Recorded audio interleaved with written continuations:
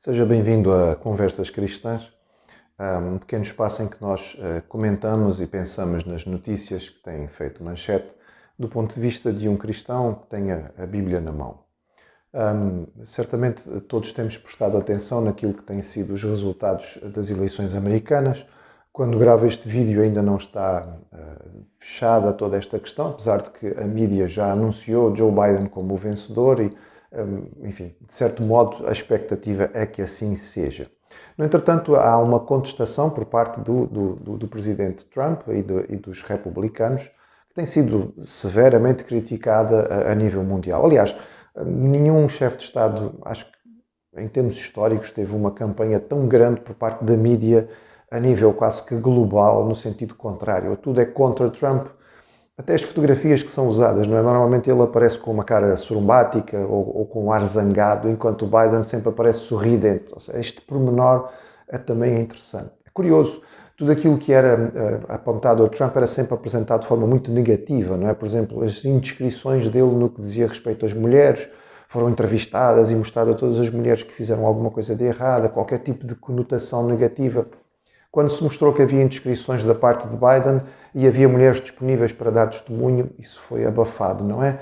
Quando surgiu que o seu filho, Hunter Biden, tem uma série de negócios que são, no fundo, bastante estranhos e dos quais ele tem perfeito conhecimento, isso também praticamente não se falou a nível da mídia aqui no nosso país. É interessante. Bem, a contestação tem sido apresentada na nossa mídia sempre como algo sem pés nem cabeça, ou seja, Trump simplesmente não aceitou os resultados, é uma estupidez e uma loucura porque não faz sentido. Quando nós olhamos para os dados verdadeiros e aquilo que está disponível, não é bem assim. Eu fico pensando, talvez os nossos jornalistas não saibam ler inglês ou não procurem as mídias internacionais americanas, por exemplo, para poder ter alguma informação que não seja da CNN. Mas, de facto, por exemplo, em 3 estados as diferenças são muito pequenas. Em um deles é 0,2, em outro é 0,3, no outro é 0,8. Portanto, são diferenças de apenas alguns milhares de votos. Quando há dados muito significativos a respeito da possibilidade de fraude. Por exemplo, há várias regiões de votantes onde os votos foram muito mais do que aquilo que eram as pessoas inscritas. Parecem eleições em África. Também há já relatados uma quantidade de pessoas mortas que também votaram. Há informação a respeito de pacotes inteiros de votação, não é? De regiões eleitorais inteiras em que os votos chegaram aos milhares, todos para um candidato só, todos para Biden. É estranho. Por exemplo, na Pensilvânia, em que o voto foi tão dividido, como é que é possível chegar votos de um condado inteiro que são todos para um candidato só? Ou seja, há base suficiente para se poder fazer reclamação. E a lei dita que resultados com menos de 1% de diferença poderiam ser contestados e, de alguma maneira, reavaliados.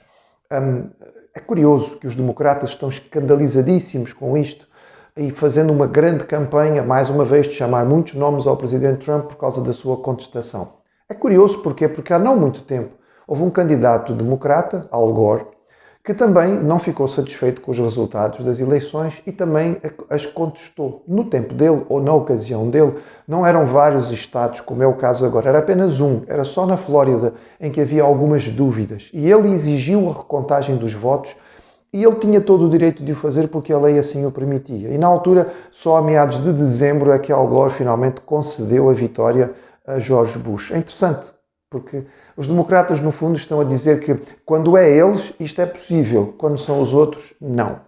Há hipocrisia significativa aqui. Eu posso fazer, mas tu não fazes. Ou seja, os democratas estão a condenar aquilo que eles já fizeram. Os republicanos estão a fazer aquilo que na altura condenaram. Mas antes que nós possamos criticar os americanos e dizer que está tudo errado, é só do lado de lá, nós também tivemos eleições aqui no nosso cantinho à beira-mar plantado e que tivemos resultados que acabam por ser a mesma coisa. As eleições regionais nos Açores deram vitória ao PS, mas o PS não teve maioria absoluta. O que aconteceu? A direita percebeu que juntando todos os seus votos poderia ter maioria e então a direita imediatamente fez campanha, o PSD à cabeça, liderando uma coligação que se apresenta para então poder governar os Açores. O PS, escandalizadíssimo, diz que isto é ridículo, não é assim que as coisas funcionam em direito, não é assim que as coisas funcionam em democracia. Em democracia deve de governar quem foi eleito e não Não é uma armadilha, um conjunto de partidos que nem têm muitas coisas em comum para poderem simplesmente impedir que o PS esteja no poder. É curioso, porque em 2015, ao fim das eleições legislativas em Portugal, o PSD foi vencedor das eleições, com mais de 6% à frente do PS. Mas, na altura, António Costa, líder do PS, teve a brilhante ideia de juntar toda a esquerda, porque percebeu que se juntasse à esquerda tinha mais votos do que a direita e podia eventualmente ter maioria no Parlamento. E assim criou-se aquilo que ficou designado como a geringonça. E a geringonça governou. Naquela altura eles não tinham ganho as eleições. Interessante, mais uma vez, hipocrisia. Ou seja, o PS agora condena de forma veemente alguma coisa que fez, aliás, que inventou, porque quem criou esta forma de fazer as coisas foi o próprio PS. Por sua vez, o PSD aceita fazer aquilo que na altura criticou severamente, dizendo que estava profundamente errado. Este é o coração humano. Esta é a nossa hipocrisia habitual. Ou seja, eu posso fazer, mas tu não podes. A nossa capacidade de concentrar nos erros do outro, olhar aquilo que está falho na vida do outro, sem perceber que se calhar na nossa é muito pior. Jesus usava a ideia do cisco e da trave. Alguém que ficava muito concentrado no ciscozinho que havia no olho do outro. Deixa-te tirar, tens um ciscozinho aí no teu olho. Quando esta pessoa tinha uma trave no seu olho que nem sequer permitia que ela visse bem para poder tirar o cisco no olho do outro. Jesus chamou a atenção e disse: hipócritas, tirem primeiro a trave no vosso olho antes de vocês ficarem criticando aquilo que está errado nos outros. A lei existe para ser cumprida. E ela permite que certas coisas sejam feitas, quer nós gostemos ou não. De vez em quando a lei favorece-nos e quando acontece nós ficamos muito contentes. De vez em quando ela trava-nos e nesta altura nós ficamos zangados. Não pode ser assim. Isto é assim na lei de um país, independentemente até de nós a conhecermos. Se você não conhece uma lei e for apanhado a descumpri-la, você será condenado e não vai poder ir a tribunal dizer: oh, Sr. Juiz, mas eu não sabia. Você tinha que saber. Porque, afinal de contas, a lei está aí disponível para que você leia e saiba o que é que está previsto e, como cidadão, possa cumprir aquilo que está estabelecido pela lei para que você cumpra. A lei de Deus é a mesma coisa. Não se adapta aos nossos gostos e vontades. Nós não podemos optar por ela quando nos dá jeito. Não roubarás, diz a lei. Então, quando alguém nos furta, nós gostamos da lei de Deus, porque ela disse que não devia ser feito. Mas quando nós roubamos uma ideia, um louro, não é? uma vantagem do outro, aí já não ficamos muito contentes. A lei de Deus diz que aquilo que o homem semeia é isto que ele vai colher. Esta é uma lei espiritual que acontece quer nós fiquemos contentes com ela ou não. A lei de Deus é válida quer nós a conhecemos ou não, porque ela está disponível para que nós a conheçamos. Infelizmente o homem, na maioria das vezes, prefere não conhecer, prefere não buscar, prefere não saber, prefere viver na hipocrisia. É muito mais fácil nós nos juntarmos com algumas pessoas que estejam disponíveis ao nosso lado para criticarmos os outros e falarmos aquilo que está errado nos outros e apontarmos o dedo e falarmos mal. Mas parar e olhar para nós mesmos, perceber aquilo que está errado das nossas vidas. É desagradável, não é? Vamos encontrar coisas que não estão bem e se calhar vamos ter que mudar. Isto é gravíssimo. Mas este é o caminho que a Bíblia nos diz que nós temos que trilhar.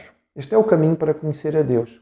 A Bíblia diz que Deus não está longe daqueles que têm o seu coração humilde, contrito, daqueles que reconhecem as suas falhas e os seus pecados e que percebem que estão a sofrer e eventualmente separados de Deus por causa daquilo que é a sua maldade e o seu coração errado. A Bíblia nos diz que do contrito Deus não se afasta e que Ele sempre atende um coração humilde e uma oração convencida do seu próprio erro. Um coração contrito é o caminho para nós chegarmos a Deus. A vida todos nós precisamos. Então talvez possamos aprender um pouco com toda esta hipocrisia eleitoral e perceber que nós não queremos vivê-la.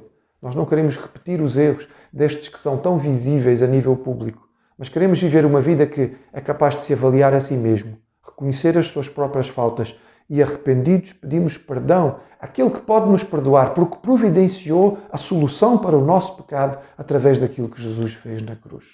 Corações contritos são o caminho para fugir da hipocrisia, mas mais do que isto, são o caminho para chegar a Deus.